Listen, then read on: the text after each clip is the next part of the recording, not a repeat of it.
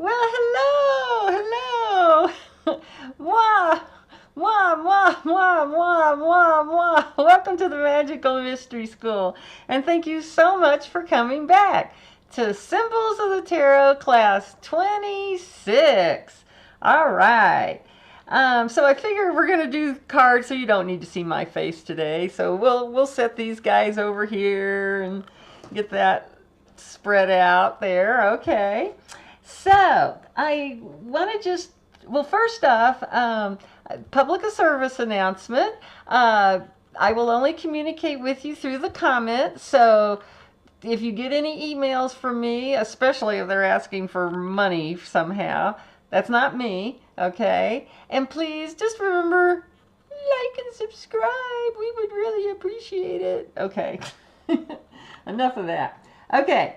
So, the first thing I want to go over is last time I told you I was going to give you a few more tips about picking cards out of the deck, and I totally spaced it. Anyway, and that video turned out to be long enough as it is. I'm going to try to keep this one a little bit more, little more in line with my time zone here. Anyway, so when you're shuffling cards, sometimes, once in a while, a card is just going to, fall out. Okay, whoops, that was two. No, that's not like that. Ooh, we're going to be very foolish today and silly and start from the beginning.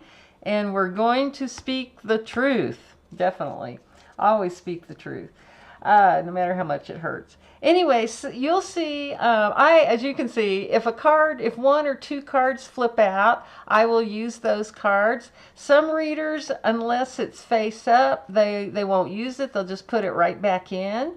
And now if I get, 5 or 6 or above that come out in a clump, I don't use those. I just put them back in. But I just wanted to let you know. And then you saw how I put them back in the deck sort of separately, especially between readings for different things or different people. I will try to spread those cards out from a reading. Now, there's one gal, she's Baba Jolie. She's kind of a fun tarot card reader to watch, and she's such a frenetic shuffler. And what she does is she just, as the cards flip out, she uses them for her reading. So she actually does it. She shuffles on purpose like that so that they will flip out. Because I've never heard her actually say this, but I'm sure this is what it is that, Spirit is controlling what key is coming out, basically. So we're going to have some secrets revealed. Not surprising. Okay, another way I've seen folks pick out cards is to fan out the deck. And then sometimes as they're doing this, like a card may stick out, and they'll pick out the cards by that way. Ooh, emotional maturity there, holding our emotions close to the vest. There's another one sticking out, and they might use that crossed by, trying to get that information out there pretty fast and furiously with the Knight of Wands there. But anyway, you can do that. Something that I really like to do is take the keys and fan them out, but and I'll use my left hand, go right to left, and just spread them out like that. And then everybody has like a vortex or a little minor chakra right here in the palm of your hand. And then I'll just pass my hand over the spread out cards. And what I'm feeling for, and I feel it right here, is a little bit of tingle or heat. Now I'm going to go through the whole group. I'm not, even though I felt it there, because I'm going to might feel another one, or might feel another one stronger, and I'm not at this point. And I'll go back, and especially the first, as you get better at this, you can go faster at it. But at first, you're probably going to go pretty slow. And yeah, I'm going to get that one right there. And King of Swords. We are speaking the truth today. Okay. All right. Isn't that weird how the same card will come out twice like that? Okay. So now let's move on to our keys. Now, the first thing I want to mention is kind of the different decks. All right. So we've got our Rider-Waite-Smith. Remember, this is kind of our classic. Everybody's got, that's available around the world. You could find one of these for sure. And then this is my BOTA deck.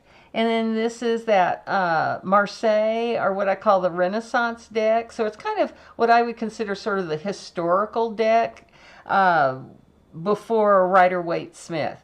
Because you're going to see with these Rider-Waite-Smith cards, they all have these pictures, even kind of like we saw for the Major Arcana, but even for all the Minor Arcana also.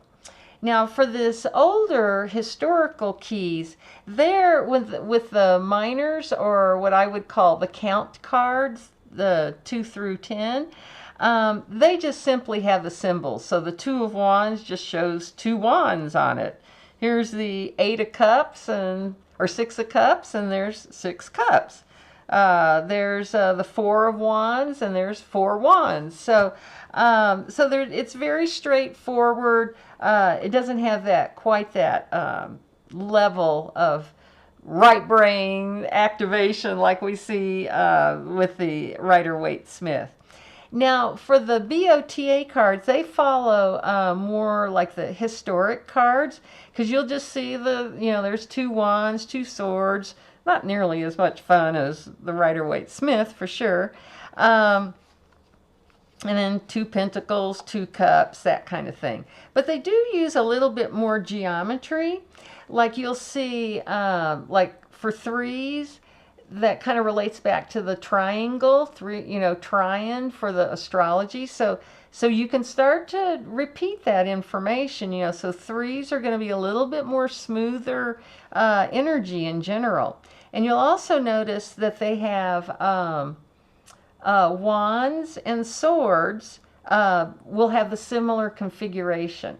And notice how I kind of have to pause there and think, because I'm always wanting to call these fire and air. And so if I mix that up as I'm talking, if I call wands fire, that's, I apologize.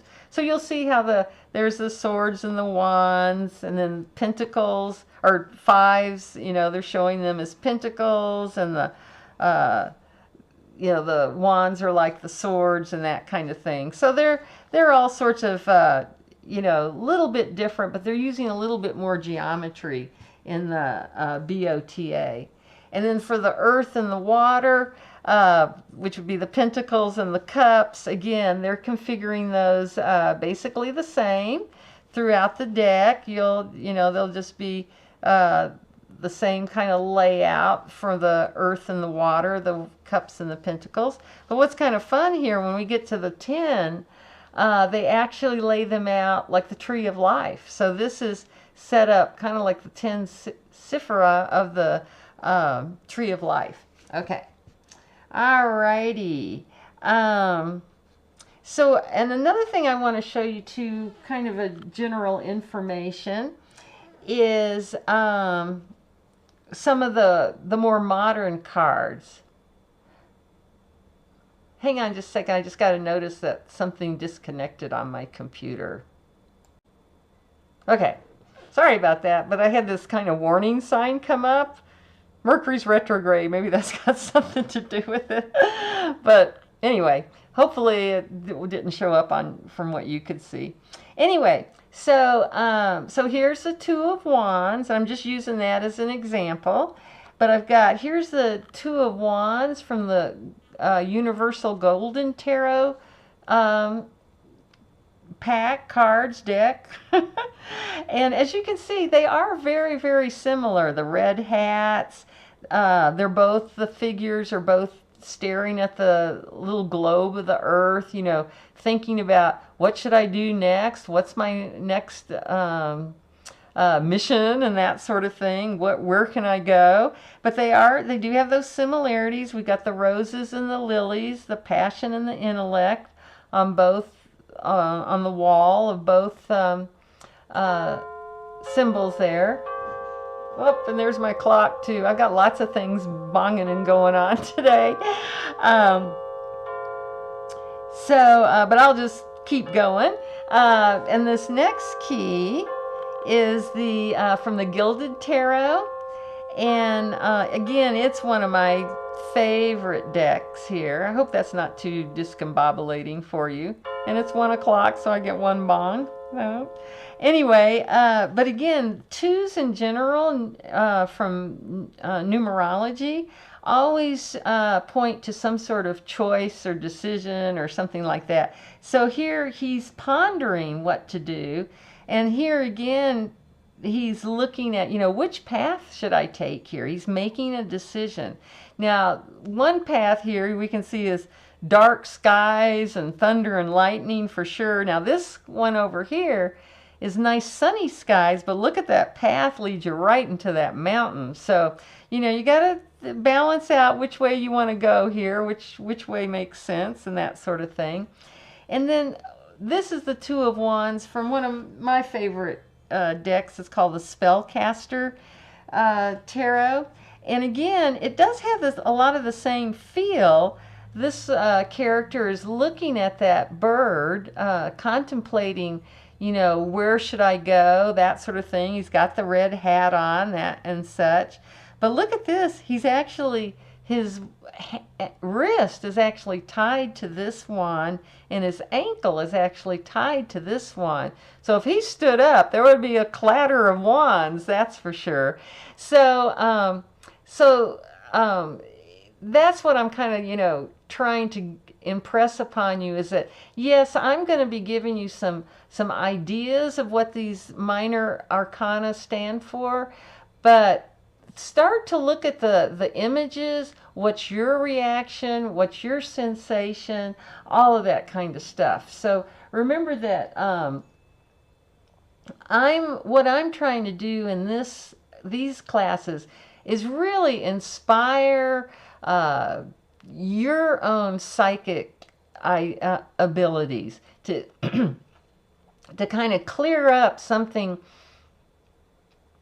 to sort of inspire you to go on and to think, to come up with your own ideas. I've seen a tarot card reader. She must be in her 80s, and every once in a while she'll pick up a key and she'll be getting ready to talk about it, and she'll go, now I gotta warn you, my interpretation of this card is much different than other people's. So you do have, latitude. I just want to give you the basics here so that you can go forward. And I'm certainly, for this minor arcana, I'm not going to go into the detail like I did with the major arcana. Now the meaning is pretty standard across the board. I haven't heard that many differences. But for these minor arcanas, people have different ideas about them.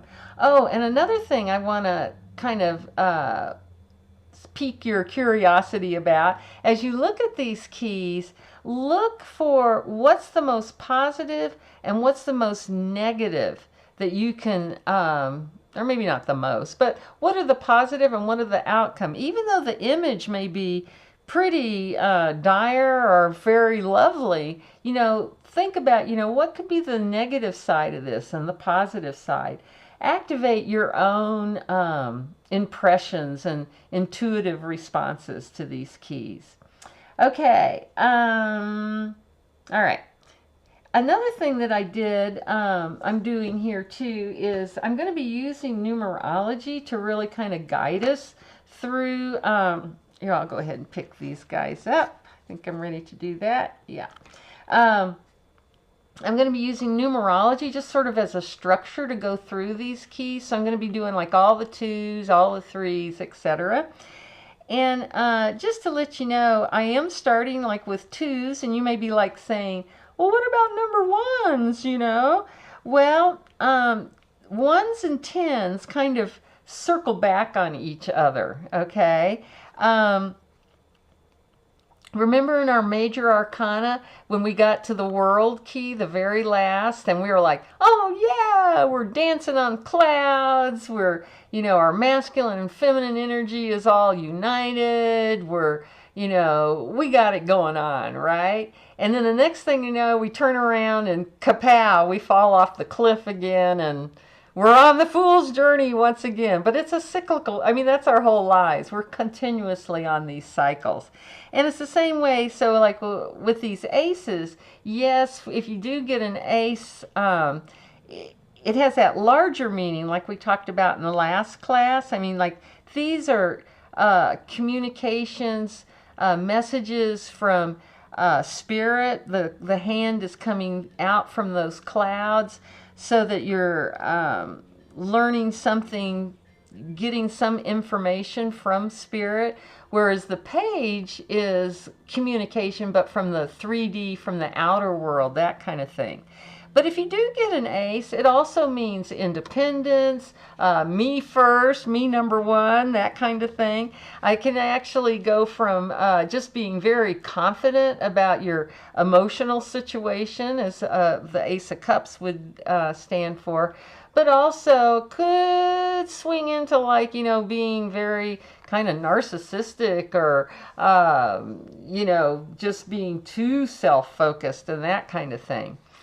Now, so do notice too, and when we get to this 10 card, if we, you know, the 0 is a 0. If we take that away, it becomes a 1. So that's that cycle I was talking to you about. And you can also, with all these numbers too, think about what our major arcana is also being brought out in these keys. So like 1 would be the Magician, 10 would be the Wheel of Fortune, or perhaps the Magician and the Fool with the 1 and the 0. So, so we will be using numerology as kind of a guidepost. Now, I'm going to just start out with the 2s here, since we did the aces last time. And you will notice that I'm putting these in order of Wands, Pentacles, Swords, Cups. Fire, earth, air, water. And the reason I'm using that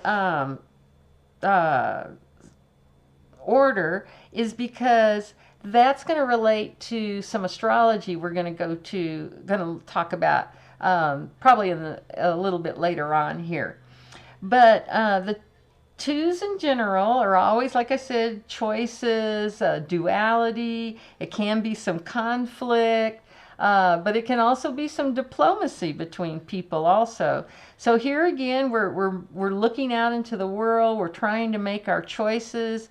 Here we're balancing with 2, right? And look at this guy. He's on one foot, no, the other foot, back and forth, up and down, the infinity sign, around and around and around. Even the waters behind him are kind of choppy, huh? So this is really can be a card of maybe insecurity, of you know, just being a little, you know, trying to balance something that's really difficult to balance.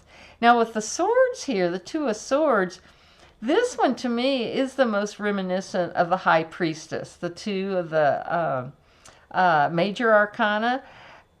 And here's the moon, and remember the High Priestess is the moon key. So, but here she is sitting on her throne or her bench. But even though she's got these 2 swords, which look like they're almost bigger than she is, they are huge. She's protecting her chest. When I see this key, I always want to throw my hands up to my heart and protect my heart and my lungs and that kind of thing. So she is in a very protective stage there. And she's also has that blindfold on too. So again, being a little bit cautious here, not willing to let things go real easily. Now the cups, this is kind of interesting because remember, whenever we say male and female, remember we're talking about that male and female that's inside of you too. So here he is, that masculine energy is so tentatively, so gently reaching out to touch the feminine energy. And I think that's such a beautiful expression myself of how the masculine is so interested in the feminine energy. And notice she has the blue shawl on, like the High Priestess. or tunic. And here's the caduceus. Am I saying that right? That's the symbol for the medical healing. So if you get this key, there could be some healing going on between that masculine and feminine energy. And just again, because I'm thinking of it, just remember, you know, fire is the least dense. Then comes air, because remember, we can still bottle air. We can put oxygen in a tank for scuba divers and stuff like that. And then earth is our most solid, the most dense. And then water would be next, because it still needs a container to give it some sort of form. Without that container, it becomes formless, basically. Okay, now let's go ahead. And I'm going, okay, I'll do one more set and then I'm going to call it. I don't want to go too long here, but here's the threes. And threes always denote creativity. And feel free to use this in your life. I'll talk about that next time. But here we've got the Three of Wands. So he's launched his ships out. He's looking to see, are they taking his goods? Is he a merchant? He's got one wand in his hand and two behind him. So he's getting support from behind him too. Or is he waiting for his ships to come in? All right. So this can tend to be a very lucky type card. Now with the Three of Pentacles, this is earth, materialism. But that creativity comes through with, here we've got an artisan who's like trying to make a sculpture in the wall there, that type of thing.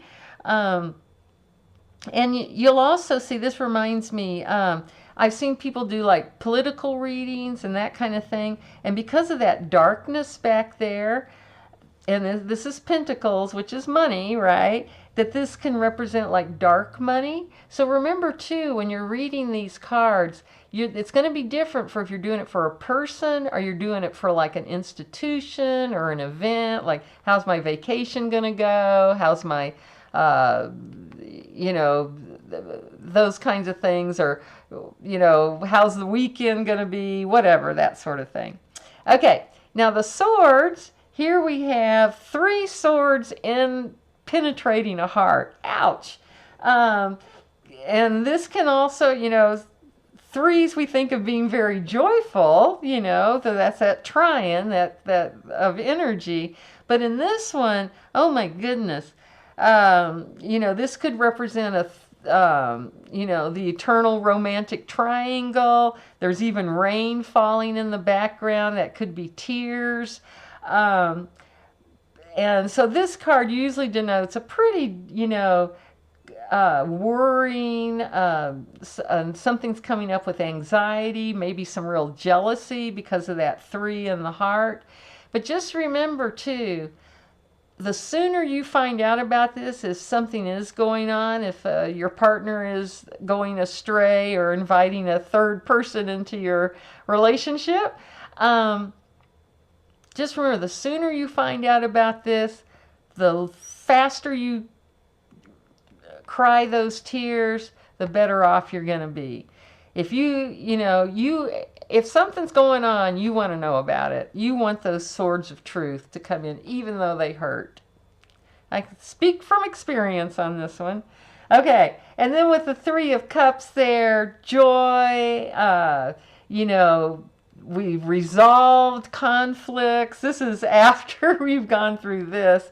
And you just, you're communicating and just super happy. So, again, maybe if you saw the Three of Cups, maybe there is and here's one character has their back to us. So maybe there is something that we're not so sure about or we don't know about yet because it's backs to us. But anyway, so that again, very quickly, what the threes relate to. So I'm going to call it quits. I've gone on long enough. I was trying to keep this more like 15 or 20 minutes, but anyway, just remember, from there to here, from here to there, funny things are everywhere. Bye guys. See you next time.